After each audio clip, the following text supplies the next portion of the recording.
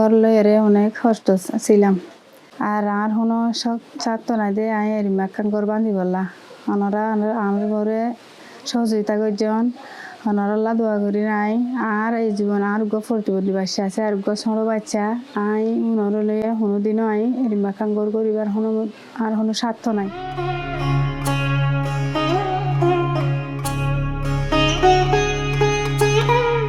মহিলার ঘরটা খুব জরাজীর্ণ অবস্থায়, খুব খারাপ অবস্থায় ছিল।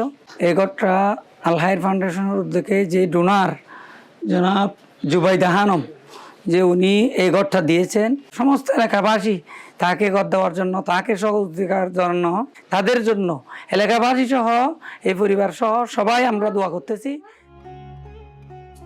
রোদ তো বেশি গরম, রোদের মধ্যেও অনেক কষ্ট পেয়েছি, বর্ষা হালেও আমি বেশি কষ্ট পেয়েছি।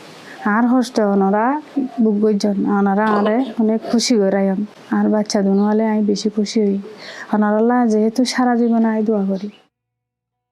আন্তরিকভাবে শুভেচ্ছা জানাচ্ছি জুবাইদা খানমকে যে এত বড় একটা দান করে একটা পরিবারকে শান্তিতে বসবাস করার জন্য যত কিছু দরকার একটা পরিবারে, খাট থেকে শুরু করে ইলেকট্রিক বাল্ব থেকে শুরু করে ফ্যান থেকে শুরু করে, কোনোদিনে একটা হাট কিনে রাখার মতো তার পরিবেশ ছিল না, সে মাটিতে ঘুমাইতো। আলহামদুলিল্লাহ সবাই শুকরিয়া করতেছে জুবাইদা খানমের জন্য, আমরা দোয়া করতেছি, ওনার পরিবারের পক্ষ থেকে দোয়া করতেছে।